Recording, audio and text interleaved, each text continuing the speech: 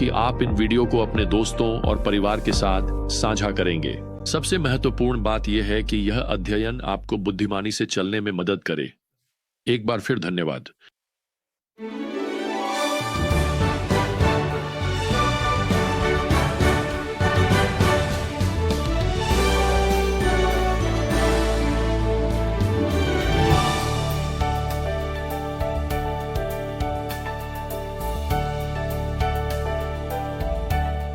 जब मैं बड़ा हो रहा था तो मेरे 3 भाइयों और मुझे अक्सर लगता था कि हमारी माँ के सिर के पीछे भी आंखें हैं। मुझे पता है कि यह थोड़ा अजीब सा चित्र है, लेकिन आप समझ सकते हैं कि मेरा क्या मतलब है। माँ कभी भी कुछ भी नहीं छोड़ती थी, चाहे वह उनके पीछे ही क्यों ना हो। और मुझे आपको बताना है, एक बच्चे के रूप में मैं कभी भी किसी भी चीज से बच नहीं पाया। खैर, बाइबल हमें बताती है कि परमेश्वर सचमुच सब कुछ देखते हैं। ब्रह्मांड में हर एक विवरण जिसमें आप और मैं जो कुछ भी करते हैं, वह सब कुछ हमारे परमेश्वर द्वारा देखा और जाना जाता है। वास्तव में बाइबल कहती है कि वह हमारे विचारों तक को जानता है। तो आज जब हम फिर से इब्रानियों अध्याय 4 में लौटते हैं, तो मैं थोड़ा धीमा चलना चाहता हूं और केवल 3 पदों को देखना चाहता हूं। 3 बहुत ही महत्वपूर्ण पद। ये हमें परमेश्वर के वचन और परमेश्वर की सर्वज्ञता के बारे में कुछ गहरे धार्मिक सत्य बताते हैं। अब सर्वज्ञता का अर्थ है सब कुछ जानने वाला। अब आपको यह जानना चाहिए कि ये सत्य केवल धर्मशास्त्रियों के लिए नहीं है। आप इन्हें बस कहीं शेल्फ पर सजाने के लिए नहीं रखते। ये वास्तव में हमारे सोचने और हर दिन जीने के तरीके को आकार देने के लिए है। इब्रानियों के लेखक यहां अब पद 11 में हमारे जीवन के लिए एक उत्साही लक्ष्य देते हुए शुरू करते हैं। इसीलिए आओ हम उस विश्राम में प्रवेश करने का प्रयास करें, ताकि कोई भी उसी प्रकार की अवज्ञा के कारण गिर न जाए। अब हम पहले ही अध्याय 3 और 4 में देख चुके हैं कि लेखक विश्राम के विभिन्न पहलुओं का उल्लेख करता है। तो वह किस विश्राम की बात कर रहा है यहां? वह उन विश्वासियों से बात कर रहा है जिन्होंने पहले ही उद्धार के लिए मसीह पर विश्वास किया है, लेकिन अब वह विश्वासियों को उस विश्राम में प्रवेश करने का प्रयास करने के लिए प्रेरित करता है। तो यह विशेष विश्राम स्थान केवल विश्वासियों के लिए उपलब्ध है। तो यह किस प्रकार का विश्राम है? यह वह विश्राम है जो इस संदर्भ में परमेश्वर के वचन का पालन करने से आता है। इसी कारण लेखक मसीहियों को उस विश्राम में प्रवेश करने के लिए प्रयास करने, उसमें प्रवेश करने के लिए हर संभव प्रयास करने के लिए प्रेरित कर रहा है। प्रियजनों, हम उद्धार प्राप्त करने के लिए प्रयास नहीं करते, न ही हम अपने उद्धार को कमाते हैं, लेकिन हम सचमुच प्रतिदिन उस विश्राम में प्रवेश करने के लिए प्रयास करते हैं, जो परमेश्वर के वचन की आज्ञाकारिता से आता है। आज आपके पास भी परीक्षाएं होंगी और मेरे पास भी, जो उस विश्राम और शांति की भावना को छीनना चाहेंगी जो आज्ञाकारिता से आती है। लेखक इस प्रकार के विश्राम को समझाने के लिए इजरायलियों के जंगल में भटकने के समय की ओर लौटता है। उनकी अवज्ञा के कारण वे कनान में प्रवेश करने से चूक गए, वह देश जिसे परमेश्वर ने उन लोगों से वादा किया था जो उसकी आज्ञा मानेंगे। और याद रखिए प्रियजनों, शास्त्र में कनान स्वर्ग का चित्र नहीं है। और फिर से मैं जानता हूं कि बहुत सारे अद्भुत सुसमाचार गीत हैं जो कुछ और कहते हैं, लेकिन कनान प्रतिज्ञा की भूमि, संघर्षों की भूमि थी, यह युद्धों की भूमि थी। उस भूमि में वहां दैत्य थे जिन्हें हराना था। हालांकि उस भूमि में प्रवेश करने के लिए इज़राइल को परमेश्वर के वचन की आज्ञा माननी थी और फिर उस पर विश्वास करना था। जब वे परमेश्वर की प्रतिज्ञाओं पर विश्वास करने और उसकी आज्ञा मानने में असफल रहे, तो इससे वे उस विश्राम की भूमि, कनान की भूमि का आनंद लेने से वंचित रह गए। तो पद 11 हर विश्वासी को, सच कहें तो, आज्ञाकारी जीवन जीने के लिए प्रेरित कर रहा है। अवज्ञा विश्राम की भूमि के लिए एक रोड ब्लॉक की तरह है। आइए हम प्राचीन इजरायलियों का उदाहरण न अपनाएं। आज्ञाकारी जीवन जीना हमारे जीवन का उत्साही लक्ष्य होना चाहिए। खैर, इसके साथ ही लेखक हमें जीवन में हमारी दैवीय मार्गदर्शिका देता है। वह हमें यहाँ बाइबल का शायद सबसे अधिक ज्ञानवर्धक वर्णन देता है जो हमें पूरे नए नियम में मिलता है। यह रहा पद 12। क्योंकि परमेश्वर का वचन जीवित और प्रभावशाली है और किसी भी दोधारी तलवार से अधिक तीक्ष्ण है, आत्मा और आत्मा, जोड़ और मज्जा को विभाजित करने तक भेद करता है और हृदय के विचारों और इरादों को परखता है। अब आइए इस अद्भुत पद को विस्तार से समझें। सबसे पहले हमें परमेश्वर के वचन का स्वभाव बताया गया है। ये एक जीवित पुस्तक है।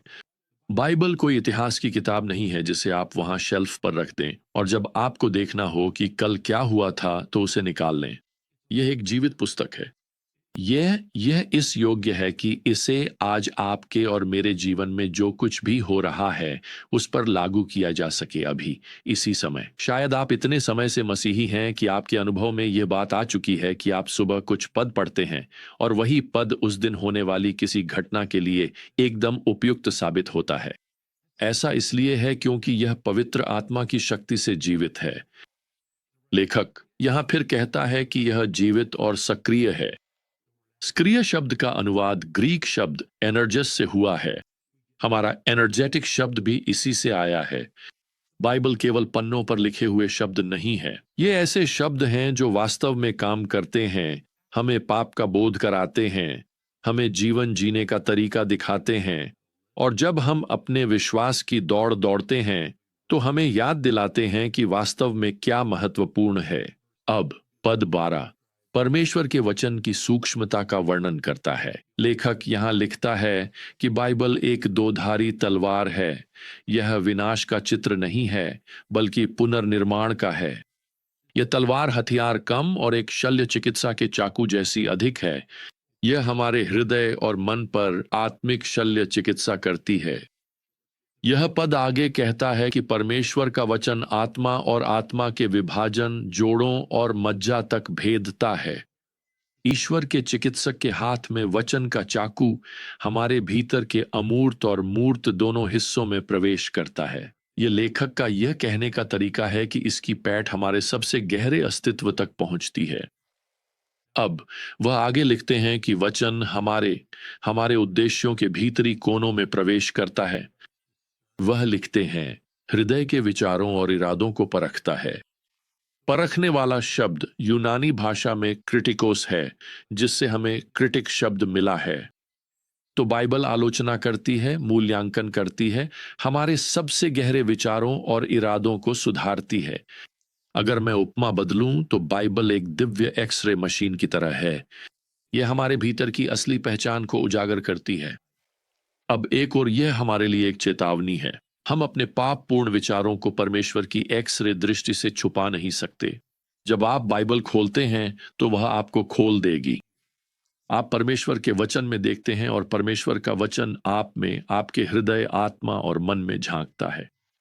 अब दूसरी ओर परमेश्वर के इस भेदक वचन की यह सच्चाई हमारे लिए एक सांत्वना भी है।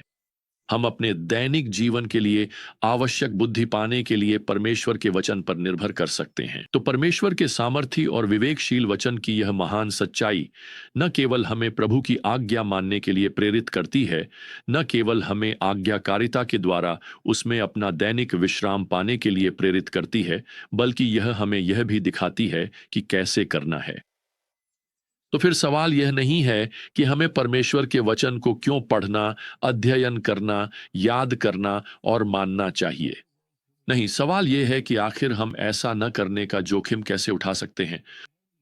यह प्रेरित मार्गदर्शिका हमें प्रतिदिन उस विश्राम, उस शांति और आनंद के स्थान का अनुभव कराती है जब हम परमेश्वर की इच्छा और वचन का पालन करते हैं। अब इसके साथ ही इब्रानियों का लेखक यहां पद 13 पर एक सूक्ष्म बदलाव करता है। वह लिखता है, और उसकी दृष्टि से कोई प्राणी छिपा नहीं है, परंतु सब उसके सामने नंगे और खुले हैं, जिसके सामने हमें हिसाब देना है। अब यह हमारी ध्यान बाइबल से हटाकर लेखक की ओर, अर्थात दिव्य लेखक की ओर ले जाता है। जो परमेश्वर के वचन के लिए सत्य है, वही परमेश्वर के लिए भी सत्य है। उससे कुछ भी छिपा नहीं है, सारी सृष्टि में एक भी चीज नहीं, और इसमें हम सभी आज भी शामिल हैं। अब उसे अपने सिर के पीछे आंखें रखने की जरूरत नहीं है। वह सर्वव्यापी है, अर्थात वह हर जगह हमेशा उपस्थित रहता है। इसका अर्थ है कि वह हर चीज का प्रत्यक्षदर्शी है। वह सर्वज्ञ भी है, अर्थात वह सब कुछ जानता है। हम अपने पापपूर्ण विचारों और इरादों को छुपाने की कोशिश कर सकते हैं, और हो सकता है कि हम उन्हें अपने आसपास के लोगों से, यहाँ तक कि अपने सबसे करीबी प्रियजनों से भी छुपाने में सफल हो जाए। लेकिन प्रियजनों, मैं आपको बताना चाहता हूं कि हम सभी परमेश्वर की दृष्टि में खड़े हैं।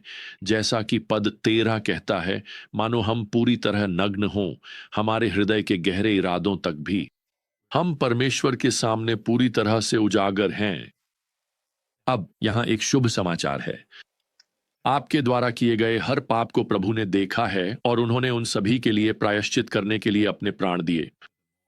मेरा मतलब है, इस बारे में सोचिए, यीशु क्रूस पर कैसे मर सकते थे और उस पाप का दंड कैसे चुका सकते थे जो आप 2000 साल बाद करेंगे। तो वह ये कैसे कर सकते थे? वह ये इसलिए कर सकते थे क्योंकि वह परमेश्वर पुत्र हैं। वह अनादिकाल से हैं। उन्होंने पहले से ही जान लिया था कि आप अनादिकाल से लेकर आज तक क्या क्या करेंगे, और यह कल के लिए भी उतना ही सच है। देखिए, हमारा विश्राम, हमारी शांति, हमारी सुरक्षा पूरी तरह से चुका दी गई है।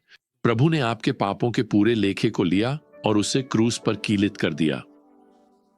तो आइए आज हम इस दिव्य मार्गदर्शक परमेश्वर के वचन के अनुसार जीवन जिएं और इस प्रबल लक्ष्य के साथ जिएं कि आज उसकी आज्ञा मानकर विश्राम के स्थान में प्रवेश करें। तो जब तक हम फिर से यात्रा शुरू न करें, प्रियजनों, तब तक प्रभु यीशु मसीह का अनुग्रह, परमेश्वर का प्रेम और पवित्र आत्मा की संगति आप सभी के साथ बनी रहे। आमीन।